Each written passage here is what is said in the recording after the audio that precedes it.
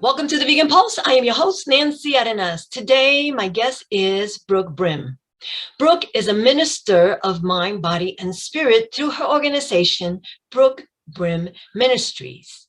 She works to help women be all they can be by helping them connect with their inner healing, inner guidance, and inner peace. Brooke is the founder of the brand Vegan Soul Foodie. She is also the manager of a family-owned boutique advertising agency, Culture Advertising Design. Brooke is also a vegan home chef, recipe developer, teacher, and cookbook author. Stick around. I want to introduce her to you. Hi, Brooke. How are you?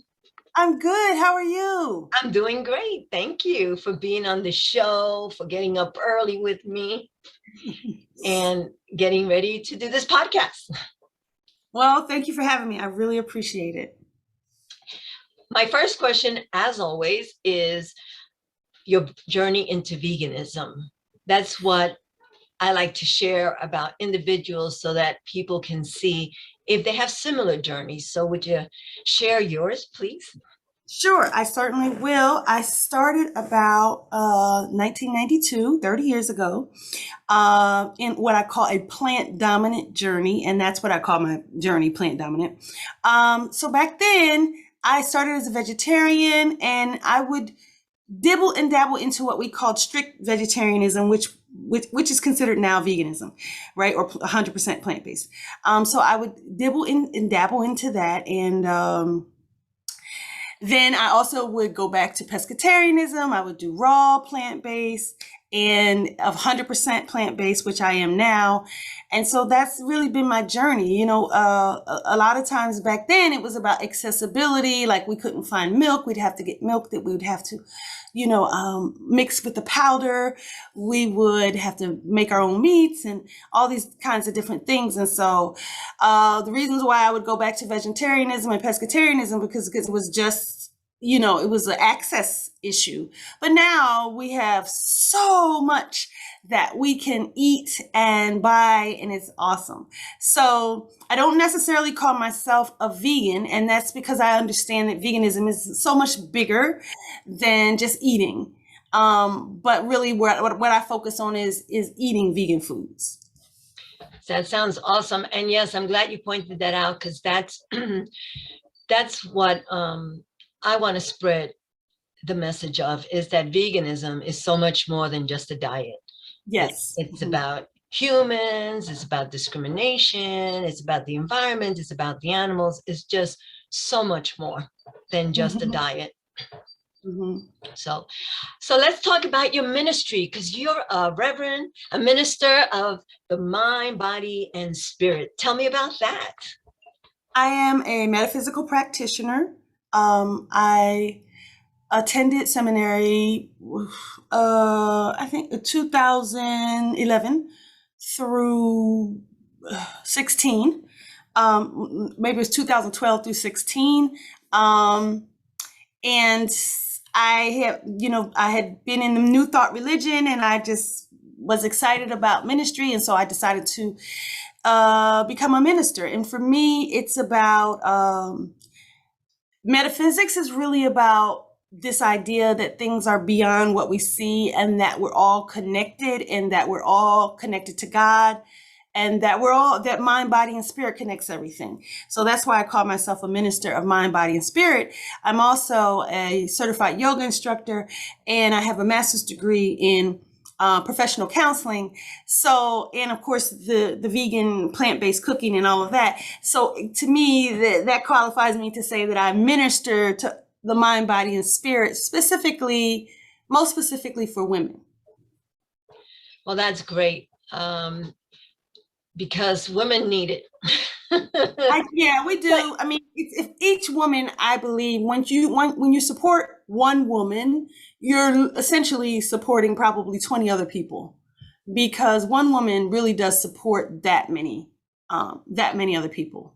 Right. And, and women should support each other. So it's a great thing that you're supporting women, and it's always good to see that. That's not always the case, unfortunately, but Yeah. to have a support group, someone you could turn to, and I believe that we just need to raise each other up as much as we can all the time. So true. So true. Yes.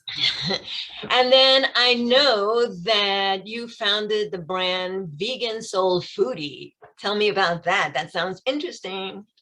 Well, what happened there is I started with a Facebook group, which is now at about 418,000 members. Um, I got this idea. I said, I read this article that said Black people were dying from eating soul food. And I was like, well, that doesn't need to be, because I've been making soul food for years, and I make it, vegan or vegetarian soul food at the time when I got the idea. I was mostly still making vegan soul food. And so I told my husband, I want to start a group, and he was like, okay. So I started the group, and I invited a few hundred people, maybe a couple hundred people that I knew. And it really didn't go much of anywhere, except for me posting the kind of things that I was cooking and little things like that.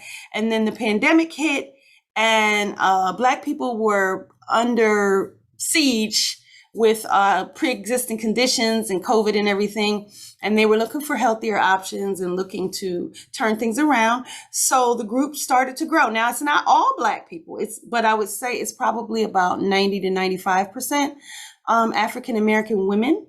And the group just ballooned and kept growing and growing and growing and growing. And now here we are, almost 3 years later, 418,000. Wow. Wow. Persistence. Yeah. Yeah. And it really was about, answering the call of a need. And so the brand Vegan Soul Foodie is just an extension of that. I've written 3 cookbooks. I'm about to put out my 4th in about a month. I've also written some spiritual books as well that are part of my ministry, but the cookbook is related to the Vegan Soul Foodie. So it's just about answering the call. I do cooking classes in person and online. I do a lot of social media. I do lives within the group, all kinds of education, just answering the call. And most of the members, or I'm not going to say most, but a lot of the members do not consider themselves vegan. They're really just trying out the vegan foods and things like that. And to me, that is a win for the plant-based and meatless movement, right? Anybody who wants to try it out is helping the cause. It's always a step forward when somebody tries, the meatless options, when they nix the meat and the dairy, even if it's for one meal. Obviously, I want the whole world to be vegan now, but little steps get us there too. Yes, we're all working. Go ahead. I was gonna go ahead. I was just gonna say we're working towards it. We're working towards it. And every step, every step anyone takes is good for the movement. Yes. So, and everybody has their own journey. Some people do it for their health, for the environment. I did it for the animals. But we welcome everyone for whatever reason you want to be vegan. Woohoo! We want you. We keep our environment very encouraging in our group, so that people do feel accepted, and they feel part of it, and they feel encouraged to share what they're trying out and ask questions and things like that. So we a big, huge tenet of the whole Vegan Soul Foodie brand is keep it encouraging. Yes, and I don't know if you've heard Dr. Milton Mills. No. But he talks about, how the food that we eat is so important, and that how soul food really is kind of vegan, not what other people think soul food is. So you were talking about how you've always been doing soul food, because really it's mostly, if you're talking about the real soul food, it's more vegetables and all of that kind of stuff in it. Well, it can be, but then when you start lacing it with nitrate meats that have nitrates and things like that, then that really is where it becomes an unhealthy situation. And that's where Black people start dying, because it's the way that if they start preparing it with things that are not good. Right. Did you also, by the way, have you seen the movie The Invisible Vegan? I have not, no. Okay, well, if you get a chance, take a look at it. But it talks about that, especially with regards to the Black community. Mm-hmm. So, very interesting movie with Okay, I have to check it out. I'll check it out. With some great information. Now, you are also a cookbook author. Yes. Tell us about that. You're a food developer and a Mm-hmm. cookbook author. Tell us about that. Again, what started me writing the first cookbook is I had already written 3 books, so I was familiar with writing books. And people in my group, I think we were about at 100,000 at the time. They started getting antsy because Thanksgiving was coming up, and they're like, "What are we going to cook? What do we cook? What do we cook?" So I was like, "Hey guys, let's put together a cookbook, and so we can tell each other what to cook." And no one submitted anything. They said, "Oh yeah, that's a great idea." No one submitted anything. And I was like, "Oh my God, I offered these people a cookbook and now I'm not going to have one." So I had to get started doing it myself. And at the last minute, 2 members did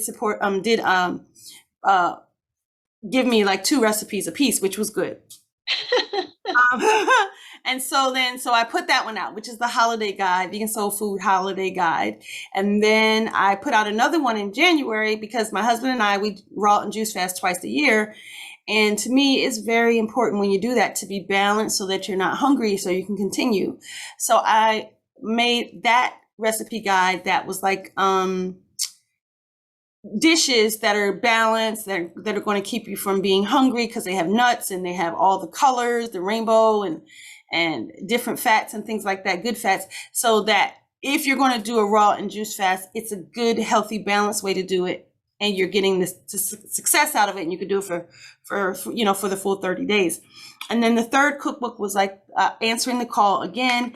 There were people who were asking, what can I serve my meat-loving family, my meat-loving partner? And so I made a lot of dishes that meat lovers enjoy. Awesome. The one that's coming out in the next 6 weeks is vegan sauces, dips, gravies, and yeah. And people are into that. Sauces and dips and all that stuff. So great. I will have all your information on our pages, so that way if people want to get in touch with you or check out your website, or buy your cookbooks, which seem like they're very interesting, I will have that on our Facebook page and on our media. Mm-hmm. And I want to thank you so very much for being on the Vegan Pulse. Thank you. I appreciate you.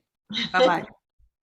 Thank you for joining us on the Vegan Pulse. I am your host, Nancy Arenas. Remember, like us on Facebook, check out our website, and subscribe to our YouTube channel. If you have a pulse, you have a purpose. Live vegan.